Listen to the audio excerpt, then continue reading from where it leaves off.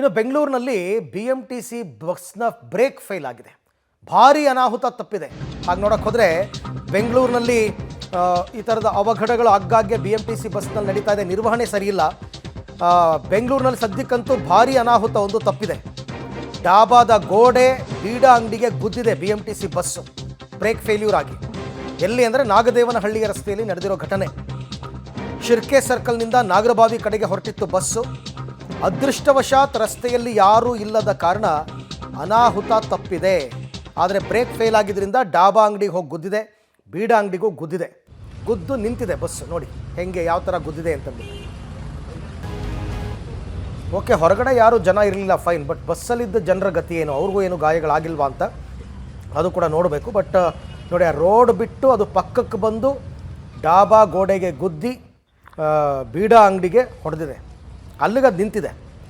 ಕಾರಣ ಏನು ಅಂತಂದರೆ ಬಸ್ ಬ್ರೇಕ್ ಫೇಲ್ಯೂರ್ ಆಗಿರೋದೇ ಕಾರಣ. ಈ ಬಗ್ಗೆ ಮತ್ತಷ್ಟು ಮಾಹಿತಿ ನನ್ನ ಕೊಲೀಗ್ ಪ್ರಕಾಶ್ ಅವರಿಂದ ಪಡ್ಕೊಂಡ. ಪ್ರಕಾಶ್, ಎಷ್ಟು ಗಂಟೆಗೆ ನಡೆದಂತಹ ಘಟನೆ? ಹೊರಗಡೆ ಏನೋ ಜನ ಇರಲಿಲ್ಲ, ಅನಾಹುತ ತಪ್ಪಿತು. ಬಟ್ ಬಸ್ಸಲ್ಲಿದ್ದ ಪ್ರಯಾಣಿಕರ ಗತಿ ಏನಾಯಿತು ಅಂತ? ಇದು ಬೆಳಿಗ್ಗೆ 6 ಗಂಟೆ ಸುಮಾರಿಗೆ ನಡೆದಿರುವಂತಹ ಘಟನೆ. ಆದರೆ ಅದೃಷ್ಟವಶಾತ್ ಯಾರಿಗೂ ಕೂಡ ಯಾವುದೇ ಸಮಸ್ಯೆಗಳ ಆಗಲಿಲ್ಲ. ಇದು ಕರ್ವ್ ಇದೆ. ಕರ್ವ್ ಇರುವಂತಹ ರಸ್ತೆಯಲ್ಲಿ ಬ್ರೇಕ್ ಫೇಲ್ಯೂರ್ ಆಗಿ ಪಕ್ಕದಲ್ಲಿರುವಂತಹ ಈ ಒಂದು ಡಾಬಾದ ಗೋಡೆ ಜೊತೆಗೆ ಬೀಡಾ ಅಂಗಡಿಗೆ ಡಿಕ್ಕಿಯಾಗಿದೆ. ಗುದ್ದಿದಂತಹ ಪರಿಣಾಮವಾಗಿ ಬೀಡಾ ಅಂಗಡಿ ಸಂಪೂರ್ಣವಾಗಿ ನಜ್ಜುಗುಜ್ಜಾಗಿದೆ.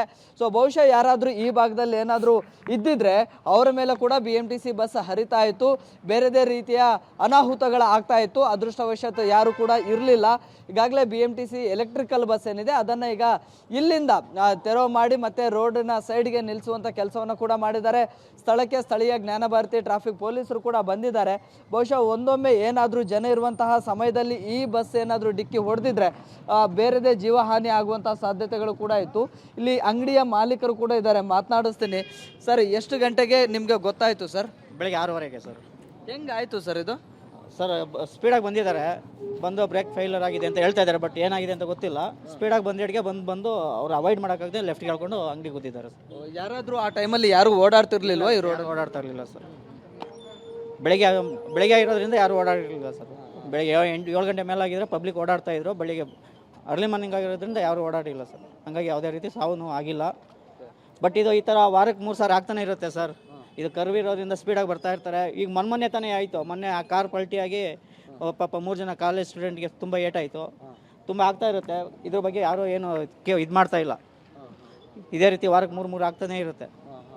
ಈಗ ಒಂದು ತುಂಬ ಡೀಪ್ ಕರ್ವ್ ಇದೆ, ಇಲ್ಲಿ ಹಂಪ್ಸ್ ಹಾಕುವಂಥದ್ದು ಆ ಥರದ್ದು ಯಾವುದೂ ಆಗಿಲ್ಲ ಸರ್. ಈಗ 1 ಮಂತ್ ಬ್ಯಾಕ್ ನಮ್ಮ ಇದೇ ಡಾಬಾದಲ್ಲಿ ಇಲ್ಲಿ ಗೋಡೆ ಕಾಣಿಸ್ತಾ ಇದೆ. ಇದೆಲ್ಲ ಹೊಸದಾಗಿ ಕಟ್ಟಿರೋದು. ಒಂದು ಕರ್ನಾಟಕ ಕ್ಯಾಬ್ಸ್ ಅಂತ ಒಂದು ಬಸ್, ಪ್ರೈವೇಟ್ ಬಸ್ ಅವ್ರು ಬಂದು ಗುದ್ದು ಈಗ ಒಂದು 6 ತಿಂಗಳು ಒಂದು ತಿಂಗಳಾಯಿತು ಸರ್. ಬಸ್ನಲ್ಲಿ ಜನ ಇದ್ರಾ ಸರ್? ಅಲ್ಲೊಂದು 3-4 ಮೆಂಬರ್ಸ್ ಇದ್ರಲ್ಲಿ. ಅವ್ರಿಗೆ ಈಗ ಬಸ್ ಡಿಕ್ಕಿ ಆಗ್ತಿದ್ದಂಗೆ ಅವ್ರಿಗೂ ಗಾಬರಿ ಆಯಿತು, ಇಳ್ಕೊಂಡ್ರ ಕೂಗಾಟ ಚೀರಾಟ ಎಲ್ಲ ಕೂಗಾಡ್ಕೊಂಡು ಕೆಳಗೆ ಇಳಿದ್ಬಿಟ್ಟು. ಓಕೆ, ಈಗ ಸರ್ ಇಲ್ಲಿ ಕರ್ವ್ಗಳು ಇಲ್ಲ ಅನ್ನುವಂಥದ್ದೇ ರೀಸನ್ ಅಥವಾ ಬೇರೆನಾ ಸರ್? ಸರ್, ಇಲ್ಲಿ ಒಂದು ಹಂಪ್ ಹಾಕಲೇಬೇಕು ಸರ್. ಇದು ಯಾಕೆಂದ್ರೆ ಇದು ವಾರಕ್ಕೆ ಒಂದು 4ರಿಂದ 5 ಇನ್ಸಿಡೆಂಟ್ ಆಗೇ ಆಗುತ್ತೆ. ಸೊ ಇದು ಹಂಪಲ್ಲಿ ಬೇಕಲ್ಲಿ ಒಂದೊಮ್ಮೆ ಏನಾದರೂ ಈ ಭಾಗದಲ್ಲಿ ಜನ ಇದ್ದಿದ್ರೆ ಅವ್ರಿಗೂ ಕೂಡ ಡಿಕ್ಕಿ ಆಗ್ತಾ ಇತ್ತು, ಪ್ರಾಣ ಹಾನಿ ಆಗುವಂಥ ಸಾಧ್ಯತೆಗಳು ಕೂಡ ಇತ್ತು. ಅದೃಷ್ಟವಶಾತ್ ಯಾರಿಗೂ ಕೂಡ ಏನೂ ಆಗಲಿಲ್ಲ. Arvind. Right Prakash, thank you. ತಮ್ಮೆಲ್ಲ ಮಾಹಿತಿಗೆ ಧನ್ಯವಾದ. ಬಟ್ ಅದೇನು ತುಂಬ ಹಳೇ ಬಸ್ ಥರ ಏನು ಕಾಣ್ತಿಲ್ಲಪ್ಪ, ಹೊಸ ಬಸ್ ಇದ್ದಂಗೆ ಇದೆ. ಅದೇನು ಬ್ರೇಕ್ ಫೇಲ್ಯೂರ್ ಆಯಿತಾ? ಅವರೇ ಹೇಳ್ತಾ ಇದ್ದಾರೆ ಸ್ಥಳೀಯರು, ಈ ಜಾಗದಲ್ಲಿ ಆಗ್ತಾನೇ ಇರುತ್ತೆ ಸರ್. ಇಲ್ಲಿ ತುಂಬ ಡೀಪ್ ಕರ್ವ್ ಇದೆ, ಒಂದು ಹಂಪ್ ಹಾಕಿಲ್ಲ, ಜೋರಾಗಿ ಬಂದ್ಬಿಡ್ತಾರೆ, ಬಂದಾಗ ಕಂಟ್ರೋಲ್ ಸಿಗಲ್ಲ ಅಂತ. ಈಗಲೂ ಕೂಡ ಅದೇ ರೀತಿ ಆಗಿರಬಹುದು.